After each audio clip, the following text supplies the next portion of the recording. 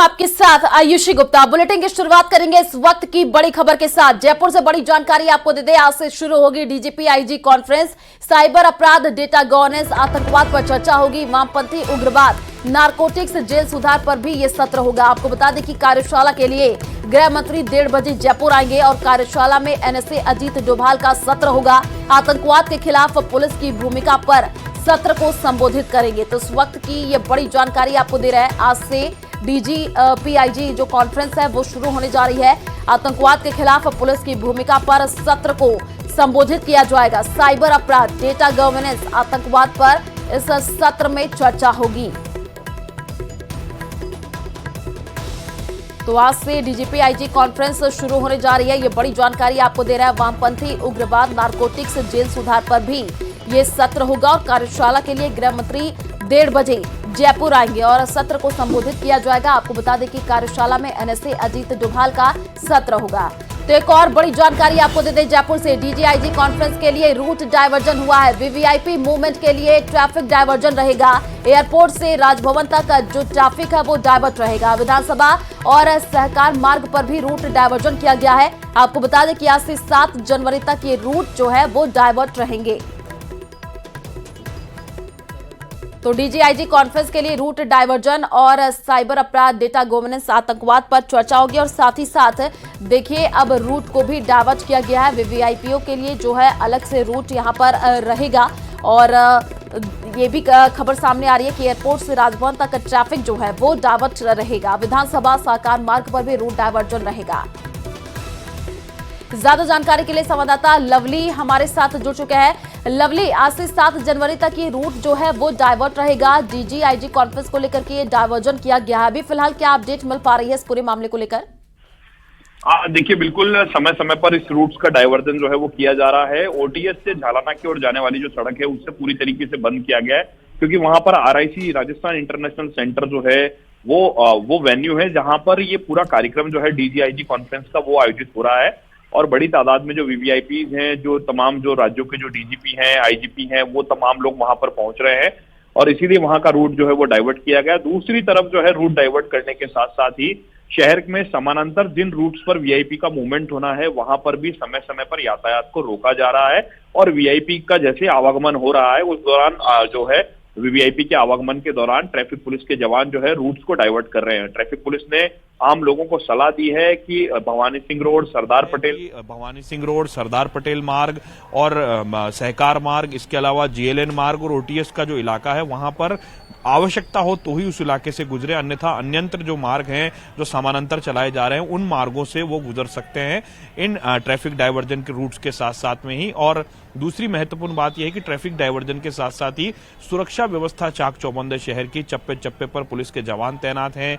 No flying zone है, संदिग्ध लोगों पर नजर रखी जा रही है। तमाम सुरक्षा एजेंसीज जो है वो अलर्ट मोड पर काम कर रही हैं, क्योंकि शहर के अंदर पूरे देश के जो तमाम राज्यों की पुलिस की जो डायरेक्टर जनरल ऑफ पुलिस हैं, इसके अलावा जो आईजीपीज हैं और देश के प्रधानमंत्री भी कार्यक्रम में पहुंचेंगे। शाम को उनको भी जयपुर आने का कार्यक्रम है। 1:30 बजे जो है केंद्रीय गृह मंत्री अमित शाह जयपुर पहुंचने जा रहे हैं। उनके साथ में जो सुरक्षा सलाहकार हैं अजीत डोभाल, वो भी दोपहर 1:30 बजे जो है विमान से जयपुर पहुंचेंगे और सीधे आरआईसी जाएंगे। तो आप देख सकते हैं कि आज पूरे देश दुनिया की निगाहें जयपुर पर है और देश दुनिया में डीजीआईजी कॉन्फ्रेंस जो है एक बहुत बड़ा आयोजन होता है। देश में इससे पहले भी आयोजन होते रहे हैं, 2018, 19, 20 प्रतिवर्ष होने वाली ये कॉन्फ्रेंस है। और लेकिन सबसे बड़ी बात यह कि राजस्थान को पहली बार इसकी मेजबानी मिली है और वो भी जयपुर के अंदर, पिंक सिटी के अंदर इसकी मेजबानी की जा रही है। मुख्यमंत्री लगातार फीडबैक लेते रहे, 2 दिनों तक उन्होंने बैठक भी की। तमाम अधिकारी जो हैं वो फील्ड में एक्टिव नजर आए। जयपुर शहर के जो तमाम मार्ग जहां से वीआईपी गुजरेंगे वहां पर विशेष सफाई का काम किया गया है, रंग रोगन किया गया है, पेंटिंग्स बनाई गई हैं और रंगोलियां बनाई गई हैं। एयरपोर्ट पर राजस्थानी संस्कृति की छटा दिखाने की कोशिश जो है वो की जा रही है राजस्थान की सरकार की ओर से, ताकि लोगों को दिखे, जो बाहर से आने वाले जो मेहमान हैं हमारे, उन्हें दिखे कि राजस्थान जो है वो कल्चर का प्रदेश है। वो हमारा देश जो है उसमें राजस्थान का जो कलरफुल स्टेट के रूप में राजस्थान जाना जाता है, तो उसकी पहचान दिखाने के लिए ये तमाम कामकाज पूरे किए गए हैं। और जो पावने आए हैं, जो मेहमान आए हैं, उनके स्वागत के लिए तमाम अधिकारियों की प्रोटोकॉल ड्यूटीज लगाई गई हैं, नेताओं की ड्यूटी लगी है नेताओं को स्वागत करने के लिए। तो पूरी तरीके से ये कह सकते हैं कि अगले 2 दिन जो है है जयपुर पर विशेष निगाहें टिकी रहेगी देश दुनिया की, और ये नजर आएगा कि राजस्थान जो है आज एक नई इबारत लिखने जा रहा है जब डीजीआईजी कॉन्फ्रेंस के माध्यम से पूरे देश में एक संदेश जाएगा। जयपुर चैप्टर जो जयपुर से जो ये कह सकते हैं कि जयपुर से कई मुद्दों पर जो है आम सहमति बन सकती है राज्यों की, जो राज्यों के नवाचार हैं उन नवाचारों को पूरे देश में लागू किया जा सकता है। अगर प्रधानमंत्री का भी संबोधन जो है वो बताया जा रहा कार्यक्रम में होगा, गृह मंत्री अमित शाह जो है उनका संबोधन होगा, न केवल संबोधन होगा बल्कि दोनों ही जो बड़े नेता हैं वो कई प्रमुख सत्रों के अंदर मौजूद रहेंगे और सत्रों के अंदर बैठ करके न केवल सत्र को सुनने का काम करेंगे बल्कि वहां पर अपनी राय विमर्श भी करेंगे।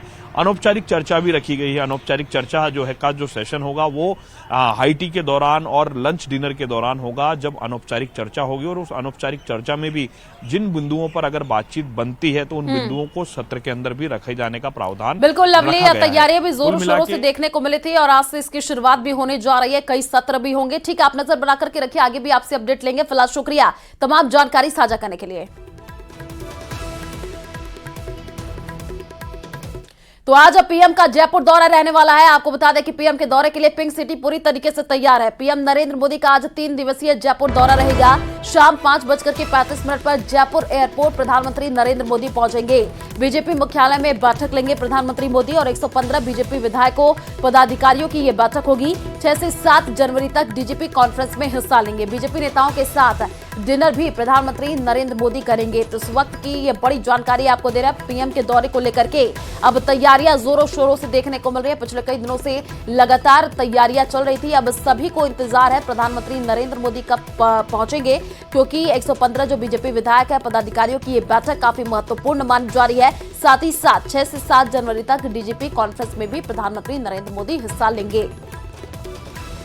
तो 3 दिवसीय जयपुर दौरा प्रधानमंत्री नरेंद्र मोदी का रहने वाला है। कई कार्यक्रम भी पीएम मोदी के प्रस्तावित हैं। शाम 5:35 पर जयपुर एयरपोर्ट पहुंचने का कार्यक्रम है और बीजेपी मुख्यालय में बैठक लेंगे। ज्यादा जानकारी के लिए संवाददाता बाबूलाल हमारे साथ फोन लाइन पर जुड़ चुके हैं। बाबूलाल, पिंक सिटी पूरी तरीके से तैयार है और हमने तैयारियां भी अपने दर्शकों को दिखाई थी, जोरों शोरों से कर लिया गया है। अभी क्या अपडेट मिल पा रही है, कितने बजे तक पहुंचने का कार्यक्रम है? प्रधानमंत्री नरेंद्र मोदी तो शाम 5:35 पर पहुंचेंगे और भी कई लोग पहुंचने वाले हैं, क्या कुछ अपडेट?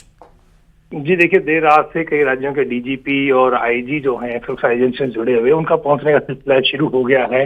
जयपुर सज धज कर तैयार है। प्रधानमंत्री नरेंद्र मोदी के आगमन की प्रतीक्षा हो रही है बेसब्री से। बीजेपी के कार्यकर्ता ही नहीं बल्कि पूरा प्रदेश जो है उनके आगमन को लेकर बहुत उत्सुक है।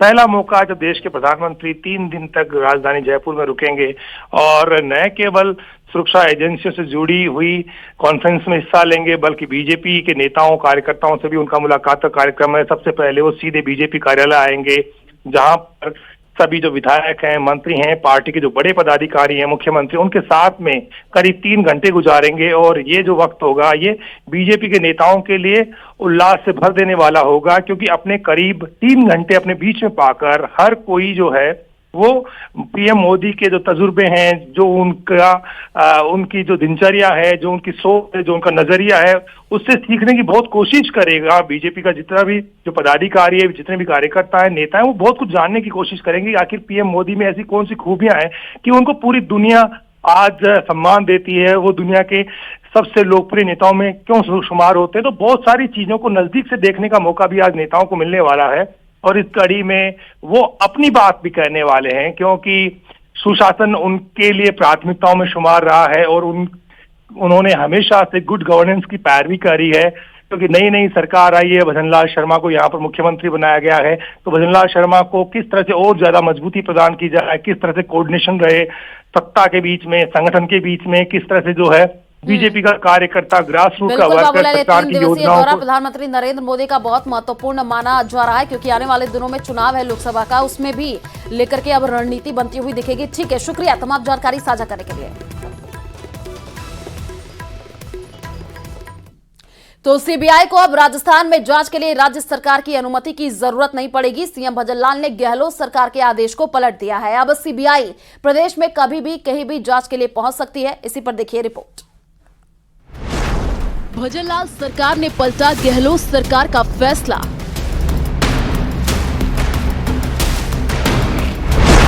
राज्य में सीबीआई को जांच के लिए नहीं लेनी होगी सहमति।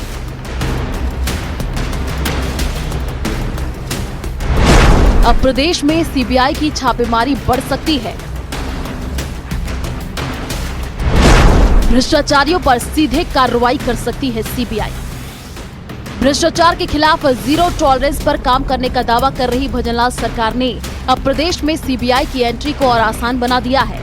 भजन सरकार ने गहलोत सरकार के उस फैसले को पलट दिया है जिसमें सीबीआई की एंट्री पर रोक लगाई गई थी। भजनलाल सरकार ने यह आदेश जारी करते हुए प्रदेश में भ्रष्टाचार पर लगाम लगाने का दावा किया है। साथ ही भ्रष्टाचार मुक्त प्रशासन का संकल्प साकार करने की भी बात कही है। अब आपको बताते हैं कि किन राज्यों में अभी भी सीबीआई को जांच के लिए राज्य सरकार की सहमति लेनी होगी। इन राज्यों में लेनी होती है सहमति पंजाब, झारखंड, केरल, छत्तीसगढ़, पश्चिम बंगाल, मिजोरम, तेलंगाना, मेघालय और तमिलनाडु। दरअसल गैर बीजेपी शासित राज्यों की सरकारों ने केंद्र सरकार पर सीबीआई दुरुपयोग का आरोप लगाते हुए अपने अपने प्रदेश में बगैर अनुमति के सीधे कार्रवाई पर रोक लगाई थी और अपने सामान्य सहमति के आदेश को वापस ले लिया था। लेकिन अब एक बार फिर सीबीआई को जांच के लिए राज्य सरकार की सहमति की जरूरत नहीं होगी। उल्लेखनीय है कि पिछली सरकार ने सीबीआई को जांच के लिए सामान्य सहमति का फैसला वापस ले लिया गया था। इसमें जांच में देरी होने पर साक्ष्यों को नष्ट होने की संभावना बनी रहती थी। सीएम के इस फैसले से सीबीआई को राज्य में भ्रष्टाचारियों के खिलाफ फिर से पावर मिल गई है। जाहिर है लोकसभा चुनाव में बीजेपी कांग्रेस के भ्रष्टाचार को बड़ा मुद्दा बना रही है और अब सीबीआई को सीधे कार्रवाई का अधिकार देकर वह जनता के बीच जीरो टॉलरेंस के प्रति अपनी प्रतिबद्धता का संदेश दिया है। बाबूलाल धायल, न्यूज़ 18 जयपुर। तो बड़ी जानकारी आपको दे दें, श्रीकरणपुर सीट पर मतदान जारी है और सुबह 9 बजे तक 9% मतदान हुआ है। ठंड की वजह से मतदान की रफ्तार धीमी पड़ी है। दिन चढ़ने के साथ ही मतदान की जो रफ्तार है वो और भी ज्यादा बढ़ेगी। तो इस वक्त की ये बड़ी जानकारी आपको दे रहे हैं। सुबह 9 बजे तक का देखिए अभी तक जो डेटा है वो सामने आ चुका है। ठंड की वजह से रफ्तार धीमी पड़ी है। दिन चढ़ने के साथ ही मतदान की जो रफ्तार है और भी ज्यादा बढ़ेगी। तो सुबह 9 बजे तक के जो आंकड़े हैं 9% तक मतदान हुआ है। श्रीकरणपुर सीट पर मतदान चल रहा है, वो तस्वीरें हमने आपको दिखाई। सुबह 7 बजे से ही लोग मतदान करने के लिए पहुंच रहे हैं। हालांकि ठंड है तो लोग धीरे धीरे घरों से बाहर निकल रहे हैं और 9% ही अभी मतदान हुआ है। जैसे जैसे दिन चढ़ेगा वैसे वैसे लोग घरों से बाहर निकलेंगे वोटिंग करने के लिए। तो अगर हम इस सीट की बात कर ले तो देखिए इस सीट पर कांग्रेस और बीजेपी के बीच में जोरदार टक्कर देखने को मिल रही है। एक तरफ बात अगर हम बीजेपी की कर ले तो तमाम बड़े कद्दावर नेता पहुंचे थे इस सीट पर चुनाव प्रचार प्रसार करने के लिए। कांग्रेस ने भी अपनी पूरी ताकत झोंकी है, लेकिन अभी तक अगर हम सुबह 9 बजे तक की बात कर ले तो 9% मतदान हुआ है। सुबह 7 बजे से इस सीट पर मतदान चल रहा है और तस्वीरें हमने आपको दिखाई। लोग पहुंच रहे हैं, घरों से बाहर निकल रहे हैं मतदान करने के लिए और बड़ी संख्या में महिलाएं भी मतदान करने के लिए पहुंची। वो तस्वीरें हमने आपको दिखाई और उनकी तरफ से यही कहा गया कि जैसे जैसे दिन चढ़ेगा वैसे वैसे लोग घरों से बाहर निकलेंगे और मतदान करने के लिए पहुंचेंगे। तो श्रीकरणपुर विधानसभा क्षेत्र की अगर हम बात करें तो देखिए रुपेंद्र सिंह कुन्नर कांग्रेस प्रत्याशी हैं और सुरेंद्र पाल सिंह टीटी बीजेपी प्रत्याशी हैं। और अगर हम आपकी बात करें तो पृथ्वीपाल सिंह संधू यहां से आपके प्रत्याशी हैं। तो काफी दिलचस्प मुकाबला है। अब जब 8 जनवरी को मतगणना होगी तब देखना बड़ा दिलचस्प होगा कि किसके पक्ष में यहां पर फैसला जाता है, क्योंकि राजस्थान में 200 सीटों पर मतदान होना था लेकिन 199 सीटों पर ही मतदान हो गया और एक सीट पर नहीं हो पाया इस वजह से क्योंकि गुरमीत सिंह कुन्नर का निधन हो गया था। तो देखिए उसी सीट पर अब चुनाव हो रहे हैं, बड़ी संख्या में लोग पहुंच रहे हैं यहाँ पर वोटिंग करने के लिए, जैसे कि आप तस्वीरों के माध्यम से भी देख पा रहे हैं। लेकिन अगर सुबह 9 बजे तक की हम बात कर ले तो 9 बजे तक का जो आंकड़ा सामने निकल करके आया है 9% मतदान हुआ है। ठंड पड़ रही है, सर्दी है और जो तस्वीरें निकल करके सामने आई हैं उसमें 249 मतदान केंद्रों पर वोटिंग हो रही है। 2,40,826 मतदाता अपने मताधिकार का प्रयोग करने के लिए पहुंच रहे हैं और 8 तारीख को जब मतगणना होगी तब देखना होगा किसके पक्ष में फैसला जाता है।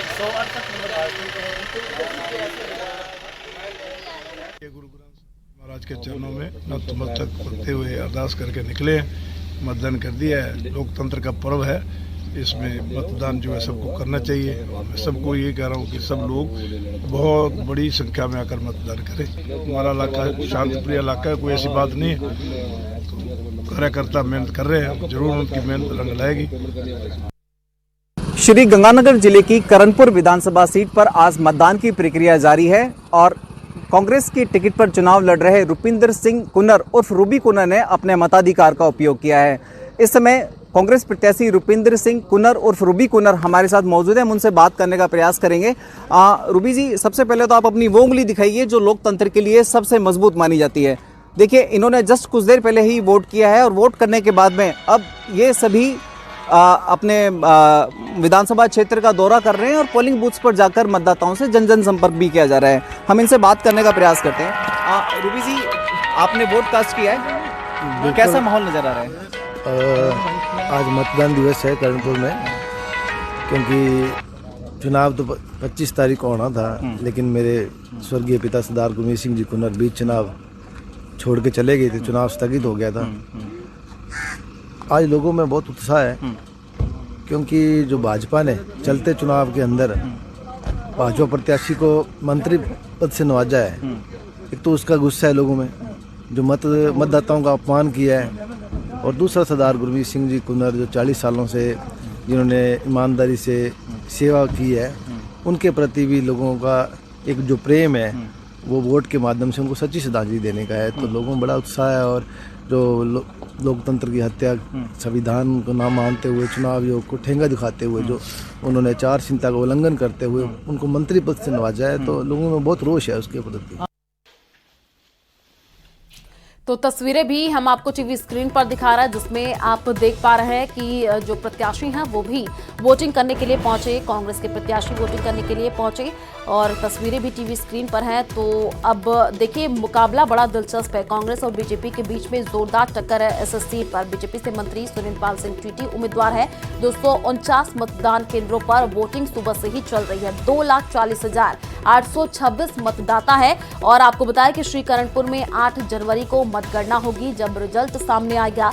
इस सीट की अगर हम बात कर ले तो इस सीट पर देखिए, जब पहले भी तस्वीरें निकल करके सामने आई तो जो बड़े तमाम कद्दावर नेता है बीजेपी के और कांग्रेस के पहुंचे यहाँ पर चुनाव प्रचार प्रसार तेज करते हुए नजर आए, और साथ ही साथ देखिए यहाँ पर मास्टर स्ट्रोक भी बीजेपी की तरफ से खेला गया, क्योंकि बीजेपी के जो प्रत्याशी यहाँ पर उतारे गए उनको यहाँ पर मंत्री भी बनाया गया है। तो यहाँ पर बड़ा दाव बीजेपी ने खेला है। तो साथ ही साथ कांग्रेस ने भी यहाँ पर मास्टर स्ट्रोक खेला है। गुरमीत सिंह कुन्नर के निधन के बाद से उनके बेटे को चुनावी मैदान में उतारा है। तो जोरदार टक्कर है। अब जब नतीजे सामने आएंगे तो देखना होगा कि किसके पक्ष में फैसला जाता है। तो बीजेपी से मंत्री सुरेंद्र सिंह टीटी उम्मीदवार हैं। वहीं 249 मतदान केंद्रों पर वोटिंग चल रही है। सुबह से अगर हम 9 बजे तक की बात कर ले तो 9% मतदान हुआ है। हालांकि ठंड है तो लोग घरों से धीरे धीरे बाहर निकल रहे हैं। कुछ महिलाएं भी पहुंची वोटिंग करने के लिए। जब उनसे बातचीत करने की कोशिश की गई तो उन्होंने कहा कि ठंड है लेकिन हम घरों से बाहर निकल रहे हैं। उन्होंने लोगों से भी अपील की है कि घर से बाहर निकलिए और वोट कीजिए।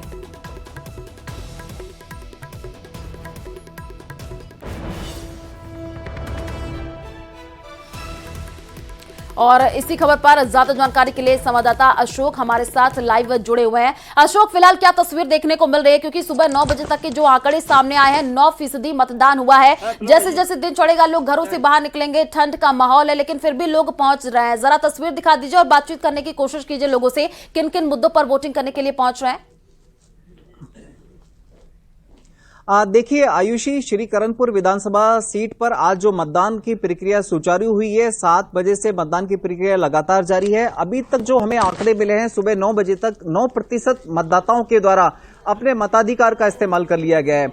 अभी सिमम श्री गंगानगर करणपुर विधानसभा क्षेत्र के पदमपुर ब्लॉक की एक गांव में मौजूद है और यहां की हम आपको तस्वीरें दिखाएं तो देखिए, राजकीय उच्च माध्यमिक विद्यालय 11 EEA के मतदान केंद्र पर हम मौजूद हैं और अल सुबह से मतदाताओं का मतदान केंद्रों पर पहुंचकर अपने मताधिकार का उपयोग करने का सिलसिला भी लगातार जारी है।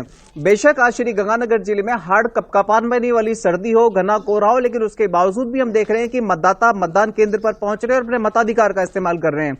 हम कुछ मतदाताओं से भी बात करने का प्रयास करेंगे कि इतनी हाड़ कपकपाती ठंड के बावजूद भी वो मतदान केंद्र पर क्यों पहुंच रहे हैं और किस तरह का उनमें उत्साह है।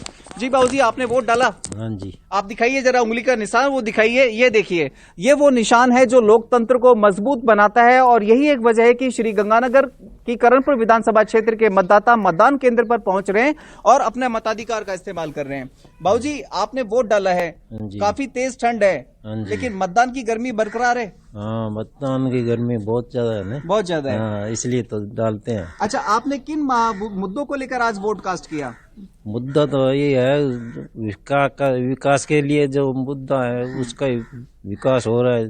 बिल्कुल, विकास का एक बड़ा मुद्दा है। अपना करणपुर विधानसभा क्षेत्र किसान और किसानी से जुड़े हुए मुद्दों के लिए जाना जाता है। हाँ जी, तो अपने यहाँ पर किसान पानी, सिंचाई पानी भी एक बड़ा मुद्दा रहता है। मुद्दा रहता है, पानी का तो विशेष मुद्दा है। बिल्कुल, बहुत बहुत शुक्रिया सर हमसे बात करने के लिए। तो देखिए आयुषी, मैं आपको एक बार फिर से इस मतदान केंद्र की तस्वीरें दिखाऊं तो देखिए, जिला निर्वाचन विभाग लगातार प्रयास कर रहा है कि मतदान का प्रतिशत बढ़ा जाए और यही वजह है कि इस समय इस मतदान केंद्र को भी जिला निर्वाचन विभाग के द्वारा ठीक से सजाया गया है ताकि मतदाताओं को यहां जब पहुंचे तो उनका एक ग्रांड वेलकम किया जा सके। बेशक ये तस्वीर एक आदर्श मतदान बूथ केंद्र की नहीं है, लेकिन उसके बावजूद भी आप ये देखिए, इस तरह का एक लोकतंत्र का उत्साह और माहौल बनाया हुआ है जिला निर्वाचन विभाग के द्वारा ताकि किसी भी तरह की मतदाताओं को कोई परेशानी ना हो। इसके अलावा यदि हम बात करें तो देखिए, ये वो जो मतदान कार्मिक हैं, और मैं जहां तक समझ रहा हूं कि आप शायद मतदान प्रेरक दल हैं। देखिए, ये मतदान प्रेरक दल की वो सदस्य हैं जो यहां पहुंचने वाली मतदाताओं को गाइड करती हैं, उन्हें समझाती हैं कि आखिर उन्हें किस बूथ पर वोट कास्ट करना है, और यदि उनके पास कोई आईडी नहीं है तो उस चीज को लेकर भी वो गाइड करती हैं। अभी तक जो आपके पास फीडबैक आया है, मतदाता हैं वो मतदान के प्रति कितना उत्साहित नजर आ रही हैं? अभी तक तो सर ठंड के कारण थोड़ा टाइम लग रहा है, लेकिन दोपहर तक आते आते काफी संख्या बढ़ जाएगी। दोपहर तक आते आते काफी संख्या बढ़ जाएगी। आप कैसे देख रहे हैं कि मतदाता कितने उत्साहित नजर आ रहे हैं? मतदाता काफी उत्साहित है, लेकिन क्या है कि थोड़ा वो महिलाएं क्या है अपना खाना वाना बना के, अभी जस्ट उनका टाइम शुरू होने वाला, अभी देखना अभी भीड़ शुरू हो जाएगी। भीड़ शुरू हो जाएगी। तो देखिए, वाकई अभी 10 बजे का वक्त है, लेकिन मैं आपको देखिए आयुषी यहाँ की तस्वीरें दिखाऊं तो आप ये देखिए, इस समय श्री गंगानगर की करणपुर विधानसभा क्षेत्र में घना कोहरा है और घना कोहरे के साथ साथ काफी तेज ठंड है और हल्की ठंडी हवाओं ने यहाँ पर ठिठुरन बढ़ा दी है। यही एक वजह है कि सुबह 9 बजे तक महज 9% ही मतदाताओं के द्वारा अपने मताधिकार का इस्तेमाल किया गया, और जैसे जैसे अब ये दिन आगे बढ़ेगा, थोड़ा सा मौसम खुलेगा, थोड़ी बिल्कुल अशोक, जो तस्वीरें आप दिखा रहे हैं, इस बूथ की सजावट भी बहुत ही अच्छी तरीके से की गई है और लोग पहुंच भी रहे हैं मतदान करने के लिए। आप नजर बना करके रखिए, आगे भी आपसे अपडेट लेंगे। फिलहाल शुक्रिया तमाम जानकारी साझा करने के लिए। यहाँ रुकते एक छोटे से ब्रेक के लिए, जल्द लौटेंगे।